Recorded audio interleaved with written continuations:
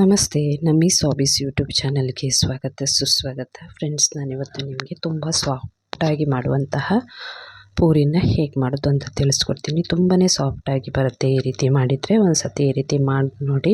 ಹಾಗೆಯೇ ಅದ್ರ ಜೊತೆಗೆ ಆಲೂಗಡ್ಡೆಯಿಂದ ಸಿಂಪಲ್ಲಾಗಿ ಒಂದು ಸಾಗು ಮಾಡೋದು ಹೇಗೆ ಅಂತ ತಿಳಿಸ್ಕೊಡ್ತೀನಿ. ಎರಡೂ ರೆಸಿಪಿನ ತಿಳಿಸ್ಕೊಡ್ತೀನಿ. ಈ ವಿಡಿಯೋನ ಸ್ಕಿಪ್ ಮಾಡದೆ ಪೂರ್ತಿಯಾಗಿ ನೋಡಿ. ಹಾಗೆ ಯಾರೆಲ್ಲ ಹೊಸಬರು ನನ್ನ ಚಾನಲ್ನ ನೋಡ್ತಿದ್ದೀರಿ, ಆದಷ್ಟು ಬೇಗ ಚಾನಲ್ನ ಸಬ್ಸ್ಕ್ರೈಬ್ ಮಾಡ್ಕೊಳ್ಳಿ. ಪಕ್ಕದಲ್ಲಿ ಕಾಣುವ ಬೆಲ್ ಬಟನನ್ನು ಒತ್ತಿ ಆಲನ್ನು ನೋಟಿಫಿಕೇಷನ್ಗೆ ಕ್ಲಿಕ್ ಮಾಡಿದರೆ ನನ್ನ ಮುಂದಿನ ಎಲ್ಲ ವಿಡಿಯೋಗಳ ನೋಟಿಫಿಕೇಷನ್ ನಿಮಗೆ ಸಿಗುತ್ತೆ. ಬನ್ನಿ, ಇದನ್ನು ಹೇಗೆ ಮಾಡೋದು ಅಂತ ನೋಡೋಣ. ಬಿಸಿ ಬಿಸಿಯಾಗಿರುವಂಥ ಸಾಗು, ಅದ್ರ ಜೊತೆಗೆ ತುಂಬ ಸಾಫ್ಟಾಗಿ ಬರುವಂಥ ಪೂರಿನ ಹೇಗೆ ಮಾಡೋದು ಅಂತ ತಿಳಿಸ್ಕೊಡ್ತೀನಿ. ಮೊದಲಿಗೆ ನಾವು ಈಗ ಸಾಗುನ ಮಾಡ್ಕೊಳ್ಳೋಣ. ಈ ಸಾಗುನ ಮಾಡಲಿಕ್ಕೆ ನಾನು ಒಂದು ಅರ್ಧ ಕೆಜಿಯಷ್ಟು ಆಲೂಗಡ್ಡೆನ ತೊಗೊಂಡಿದ್ದೀನಿ. ಅದನ್ನು ಚೆನ್ನಾಗಿ ತೊಳೆದು ಬೇಯಿಸ್ಕೊಂಡು ಸಿಪ್ಪೆ ತೆಗೆದು ಈ ರೀತಿ ಪುಡಿ ಮಾಡಿ ಇಟ್ಕೊಂಡಿದ್ದೀನಿ. ಹಾಗೆ 1-2 ಟೊಮೆಟೊ ಹಣ್ಣು ಸಣ್ಣಗೆ ಹೆಚ್ಚಿರೋದು, ಸ್ವಲ್ಪ 1 ಕಟ್ನಷ್ಟು ಕೊತ್ತಂಬರಿ ಸೊಪ್ಪು, ಹಾಗೆ 2 ಈರುಳ್ಳಿನ ಉದ್ದಕ್ಕೆ ಹೆಚ್ಚಿಕೊಂಡಿದ್ದೀನಿ. ಒಗ್ಗರಣೆಗೆ ಕರಿಬೇವಿನ ಸೊಪ್ಪು, 7-8 ಹಸಿಮೆಣಸಿನಕಾಯಿ, ಹಾಗೆ 1-2 ಸ್ಪೂನಷ್ಟು ಸಣ್ಣಗೆ ಹೆಚ್ಚಿರುವಂತಹ ಶುಂಠಿನ ತಗೊಂಡಿದ್ದೀನಿ. ತುಂಬ ಸಿಂಪಲ್ಲಾಗಿ ಬೇಗನೆ ಮಾಡ್ಬೋದಾದಂತಹ ಒಂದು ರೆಸಿಪಿ ಇದು. ಹಾಗೆ ಒಂದು ಅರ್ಧ ಕಪ್ನಷ್ಟು ಹಸಿ ಬಟಾಣಿನ ನೆನೆಸಿ ಬೇಯಿಸಿ ಇಟ್ಕೊಂಡಿದ್ದೀನಿ. ಹಾಗೆ ಒಗ್ಗರಣೆಗೆ ಇಂಗು, ಸ್ವಲ್ಪ ಅರಿಶಿನ ಪುಡಿ, ಅದರ ಜೊತೆಗೆ 5-6 ಸ್ಪೂನಷ್ಟು ಎಣ್ಣೆನ ತೊಗೊಂಡಿದ್ದೀನಿ. ಹಾಗೆಯೇ 1-2 ಸ್ಪೂನಷ್ಟು ಕಡಲೆ ಹಿಟ್ಟನ್ನು ತೊಗೊಂಡಿದ್ದೀನಿ. ಇದು ಆಪ್ಷನಲ್, ಬೇಕಿದ್ದರೆ ಮಾತ್ರ ಹಾಕ್ಕೊಳ್ಳಿ ಕಡಲೆ ಹಿಟ್ಟನ್ನು. ಹಾಗೆ ರುಚಿಗೆ ತಕ್ಕಷ್ಟು ಉಪ್ಪು, ಸಾಸಿವೆ, ಜೀರಿಗೆ ಒಗ್ಗರಣೆಗೆ. ಬನ್ನಿ, ಇದನ್ನು ಹೇಗೆ ಮಾಡೋದು ಅಂತ ನೋಡೋಣ. ಗ್ಯಾಸ್ ಹಚ್ಚಿ ಗ್ಯಾಸ್ ಮೇಲೆ ಒಂದು ಬಾಣಲೆಯನ್ನು ಇಟ್ಕೊಳ್ಳೋಣ. ಬಾಣಲೆ ಬಿಸಿ ಆದ ನಂತರ ಎಣ್ಣೆನ ಇದಕ್ಕೆ ಹಾಕ್ಕೊಳ್ಳೋಣ. ಎಣ್ಣೆ ಬಿಸಿ ಆದ ತಕ್ಷಣ 1 ಸ್ಪೂನಷ್ಟು ಸಾಸಿವೆನ ಈಗ ಹಾಕ್ಕೊಳ್ಳಿ. ಸಾಸಿವೆ ಸಿಡಿದ ನಂತರ ಇದಕ್ಕೆ 1 ಸ್ಪೂನಷ್ಟು ಜೀರಿಗೆನೂ ಸಹ ಹಾಕ್ಕೊಳ್ಳೋಣ. ಇದು ಪೂರಿಗೆ ಅಂತಲ್ಲ, ಚಪಾತಿಗೆ, ದೋಸೆಗೂ ಸಹ ತುಂಬ ಚೆನ್ನಾಗಿರುತ್ತೆ, ರೊಟ್ಟಿಗೂ ಸಹ ತುಂಬಾ ಚೆನ್ನಾಗಿರುತ್ತೆ ಇದರ ಕಾಂಬಿನೇಷನ್ನು. ಒಂದು ಸತಿ ಮಾಡಿ ನೋಡಿ. ಈಗ ಸಾಸಿವೆ ಮತ್ತು ಜೀರಿಗೆ ಹಾಕಿದ ನಂತರ ಇದಕ್ಕೆ ಕರಿಬೇವಿನ ಸೊಪ್ಪನ್ನು ಹಾಕ್ಕೊಳ್ಳೋಣ. ಆಮೇಲೆ ಉದ್ದಕ್ಕೆ ಹೆಚ್ಚಿರುವಂಥ ಹಸಿಮೆಣಸಿನಕಾಯಿಯನ್ನು ಹಾಕ್ಕೊಳ್ಳಿ. ಹಸಿಮೆಣಸಿನಕಾಯಿ ಹಾಕಿದ ನಂತರ ಒಂದು ಸಾರಿ ಫ್ರೈ ಮಾಡ್ಕೊಳ್ಳೋಣ. ಈಗ ನಾವು ಇದಕ್ಕೆ 1 ಸ್ಪೂನಷ್ಟು ಇಂಗನ್ನು ಹಾಕ್ಕೊಳ್ಳೋಣ. ಇಂಗು ಬದಲಿಗೆ ನೀವು ಬೆಳ್ಳುಳ್ಳಿನೂ ಸಹ ಹಾಕ್ಕೋಬಹುದು. ಈಗ ಇದಕ್ಕೆ ಹೆಚ್ಚಿರುವಂತಹ ಶುಂಠಿನ ಹಾಕ್ಕೊಳ್ಳೋಣ.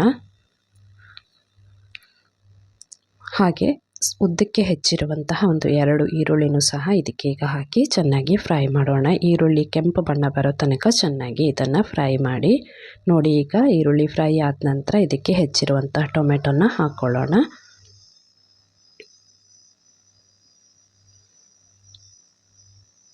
ಟೊಮೆಟೊ ಹಾಕಿದ ನಂತರ ಒಂದು ಸಾರಿ ಫ್ರೈ ಮಾಡ್ಕೊಳ್ಳಿ ಚೆನ್ನಾಗಿ. 1 ನಿಮಿಷಗಳ ಕಾಲ ಚೆನ್ನಾಗಿ ಫ್ರೈ ಆದ ನಂತರ ಇದಕ್ಕೆ 1 ಕಪ್ನಷ್ಟು ನೀರನ್ನು ಹಾಕ್ಕೊಳ್ಳೋಣ. ಈಗ ಅದಕ್ಕಿಂತ ಮೊದಲು 1 ಸ್ಪೂನಷ್ಟು ಅರಿಶಿನ ಪುಡಿನ ಹಾಕಿ, ಹಾಗೆ ಬೇಯಿಸಿರುವಂತಹ ಬಟಾಣಿ, ರುಚಿಗೆ ತಕ್ಕಷ್ಟು ಉಪ್ಪನ್ನು ಹಾಕಿ ಮಿಕ್ಸ್ ಮಾಡ್ಕೊಳ್ಳಿ. ಮಿಕ್ಸ್ ಮಾಡಿ ಆದ ನಂತರ ಇದಕ್ಕೆ 1 ಕಪ್ನಷ್ಟು ನೀರನ್ನು ಹಾಕ್ಕೊಂಡು ಇದನ್ನು ಕುದಿಸ್ಕೊಳ್ಳೋಣ. 1 ಕುದಿ ಬಂದರೆ ಸಾಕಾಗುತ್ತೆ ಇದು, ಯಾಕಂದರೆ ಫ್ರೈ ಆಗಿದೆ ಆಲ್ರೆಡಿ, ಎಲ್ಲದು ಫ್ರೈ ಆಗಿದೆ. ಬಟಾಣಿ ಕೂಡ ಬೆಂದಿರುವಂಥ ಬಟಾಣಿ ಹಾಕಿರೋದ್ರಿಂದ ಹೆಚ್ಚು ಬೇಯಿಸುವಂಥ ಅಗತ್ಯ ಇಲ್ಲ. ಈಗ ನೀರು ಹಾಕಿದ ನಂತರ ಕುದಿ ಬಂದ ತಕ್ಷಣ ಇದಕ್ಕೆ ಬೇಯಿಸಿರುವಂಥ ಪುಡಿ ಮಾಡಿರುವಂಥ ಆಲೂಗಡ್ಡೆನ ಹಾಕ್ಕೊಳ್ಳೋಣ. ಆಲೂಗಡ್ಡೆ ಹಾಕಿದ ನಂತರ ಇದಕ್ಕೆ 2 ಸ್ಪೂನಷ್ಟು ಕಡಲೆ ಹಿಟ್ಟನ್ನು ತಗೊಂಡಿದ್ವಲ್ಲ, ಅದಕ್ಕೆ ಸ್ವಲ್ಪ ನೀರನ್ನು ಹಾಕ್ಕೊಂಡು ಇದನ್ನು ಗಂಟಿಲ್ಲದಾಗೆ ಪೇಸ್ಟ್ ಮಾಡ್ಕೊಳ್ಳೋಣ. ಆ ಪೇಸ್ಟನ್ನು ಇದಕ್ಕೆ ಈಗ ಹಾಕ್ಕೊಳ್ಳೋಣ. ನೀರು ಕುದಿ ಬಂದ ನಂತರ ಇದಕ್ಕೆ ಪೇಸ್ಟನ್ನು ಹಾಕ್ಕೊಂಡು ಚೆನ್ನಾಗಿ ಗಂಟಿಲ್ಲದಾಗೆ ಮಿಕ್ಸ್ ಮಾಡ್ಕೊಳ್ಳಿ. ಯಾವುದೇ ಮಸಾಲೆನ ರುಬ್ಕೊಳ್ಳೋ ಅಂಥದ್ದು ಅಗತ್ಯ ಇಲ್ಲ. ಹಾಗೆ ತೆಂಗಿನಕಾಯಿಯನ್ನು ಉಪಯೋಗಿಸದೆ ಸಿಂಪಲ್ಲಾಗಿ ಮಾಡುವಂತಹ ಸಾಗು ಇದು. ಇದು ಕುದಿ ಬಂದ ತಕ್ಷಣ ಇದಕ್ಕೆ ಈಗ ಕೊತ್ತಂಬರಿ ಸೊಪ್ಪನ್ನು ಹಾಕಿ, ಕೊತ್ತಂಬರಿ ಸೊಪ್ಪು ಹಾಕಿದ ನಂತರ ಒಂದು ಸಾರಿ ಚೆನ್ನಾಗಿ ಮಿಕ್ಸ್ ಮಾಡಿ. ಈಗ ಬಿಸಿ ಬಿಸಿಯಾಗಿರುವಂತಹ ಸಾಗು ರೆಡಿಯಾಗಿದೆ. ಆಲೂಗಡ್ಡೆ ಉಪಯೋಗಿಸಿ ಮಾಡುವಂಥ ಸಾಗು ರೆಡಿಯಾಗಿದೆ. ಈಗ ಇದನ್ನು ಒಂದು ಬೌಲಿಗೆ ಹಾಕ್ಕೊಳ್ಳೋಣ. ಈ ವಿಡಿಯೋ ಇಷ್ಟ ಆದರೆ ಒಂದು ಲೈಕ್ ಮಾಡಿ, ಹಾಗೆ ಶೇರ್ ಮಾಡಿ. ಆದಷ್ಟು ಬೇಗ ನನ್ನ ಚಾನಲ್ನ ಸಬ್ಸ್ಕ್ರೈಬ್ ಮಾಡ್ಕೊಳ್ಳಿ.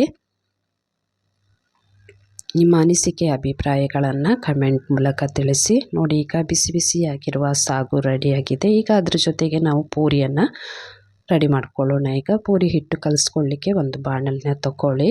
ಇದಕ್ಕೆ ಈಗ ನಾವು 1 ಸ್ಪೂನಷ್ಟು ಉಪ್ಪನ್ನು ಹಾಕ್ಕೊಳ್ಳೋಣ. ಹಾಗೆ 1 ಸ್ಪೂನಷ್ಟು ಸಕ್ಕರೆನೂ ಸಹ ಹಾಕ್ಕೊಳ್ಳೋಣ. ಸಕ್ಕರೆ ಹಾಕೋದ್ರಿಂದ ಸ್ವಲ್ಪ ಪೂರಿ ಕಲರು ಗೋಲ್ಡನ್ ಕಲರ್ ಬರುತ್ತೆ.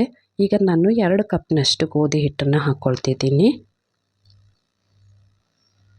ಹಾಗೆ ಒಂದು ಅರ್ಧ ಕಪ್ನಷ್ಟು ಇದಕ್ಕೆ ಸಣ್ಣ ರವೆನ ಹಾಕ್ಕೊಳ್ಳೋಣ. ನಾವು ಉಪ್ಪಿಟ್ಟು ಮಾಡ್ತೀವಲ್ಲ ಆ ಸಣ್ಣ ರವೆನ ಇದಕ್ಕೆ ಹಾಕ್ಕೊಳ್ಳೋಣ.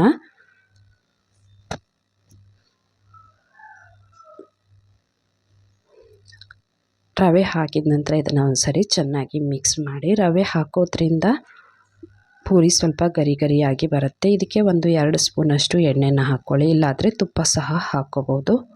ಹಾಕಿದ ನಂತರ ಇದನ್ನು ಕೈಯಲ್ಲಿ ಮಿಕ್ಸ್ ಮಾಡಿ ಚೆನ್ನಾಗಿ. ಈಗ ಎಷ್ಟು ಬೇಕೋ ಅಷ್ಟು ನೀರನ್ನು ತಗೊಂಡು, ಒಂದೇ ಸತಿ ನೀರನ್ನು ಹಾಕ್ಕೋಬೇಡಿ, ಎಷ್ಟು ಬೇಕೋ ಅಷ್ಟು ನೀರನ್ನು ಹಾಕ್ಕೊಂಡು ಇದನ್ನು ಚೆನ್ನಾಗಿ ಹಿಟ್ಟನ್ನು ಕಲಿಸ್ಕೊಳ್ಳೋಣ. ಈ ರೀತಿ ನೋಡಿ ಚೆನ್ನಾಗಿ ಕಲಸಿಟ್ಕೊಳ್ಳಿ ಹಿಟ್ಟನ್ನು. ಇದರ ಮೇಲ್ಗಡೆ ಈಗ ಕಲಸಿದ ನಂತರ ಒಂದು 2 ಸ್ಪೂನಷ್ಟು ಎಣ್ಣೆನ ಹಾಕಿ ಇದನ್ನು ಒಂದು ಸತಿ ನಾದ್ಕೊಳ್ಳಿ.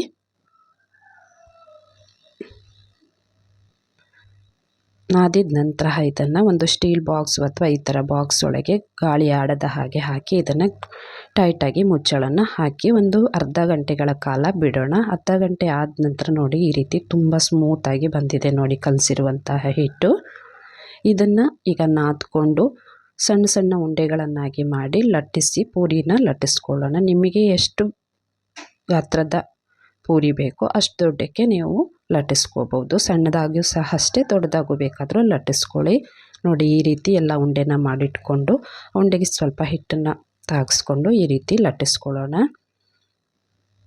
ನೋಡಿ ನಾನು ಈ ರೀತಿ ಲಟ್ಟಿಸಿ ಇಟ್ಕೊಂಡಿದ್ದೀನಿ ನೋಡಿ. ಈಗ ಗ್ಯಾಸ್ ಹಚ್ಚಿ ಗ್ಯಾಸ್ ಮೇಲೆ ಒಂದು ಬಾಣಲೆನ ಇಟ್ಟು ಇದಕ್ಕೆ ಎಣ್ಣೆನ ಹಾಕ್ಕೊಳ್ಳೋಣ. ಎಣ್ಣೆ ಬಿಸಿ ಆದ ನಂತರ ಒಂದೊಂದೇ ಪೂರಿಗಳನ್ನು ಹಾಕಿ ಕರೀರಿ. ನೀವೇನಾದರೂ ದೊಡ್ಡ ಬಾಣಲೆನ ಇಟ್ಕೊಂಡಿದ್ರೆ ಒಂದು 2 ಬೇಕಾದರೂ ಹಾಕ್ಕೋಬೋದು. ಸಣ್ಣದಾಗಿರೋದ್ರಿಂದ ನಾನು ಒಂದೊಂದನ್ನೇ ಹಾಕ್ಕೊಳ್ತಾ ಇದ್ದೀನಿ. ನೋಡಿ ಎಷ್ಟು ಚೆನ್ನಾಗಿ ಉಬ್ಬಿ ಬಂದಿದೆ ನೋಡಿ. ಈ ರೀತಿ ಉಬ್ಬಿ ಬರುತ್ತೆ ಪೂರಿ. ಇದು ಸಂಜೆ ತನಕ ಸಹ ಹೀಗೆ ಇರುತ್ತೆ. ಬೇಕಿದ್ದರೆ ಒಂದು ಸತಿ ಟ್ರೈ ಮಾಡಿ ನೋಡಿ. ನಿಮ್ಮ ಅನಿಸಿಕೆಯನ್ನು ಕಮೆಂಟ್ ಮೂಲಕ ತಿಳಿಸಿ.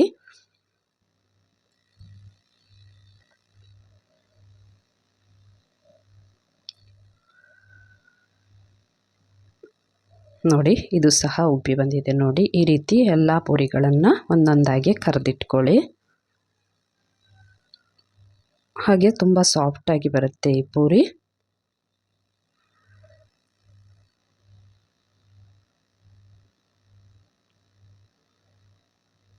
ನೋಡಿ ನಾನೆಲ್ಲ ಕರೆದು ಪ್ಲೇಟ್ ಒಳಗೆ ಹಾಕಿಟ್ಕೊಂಡಿದ್ದೀನಿ ನೋಡಿ.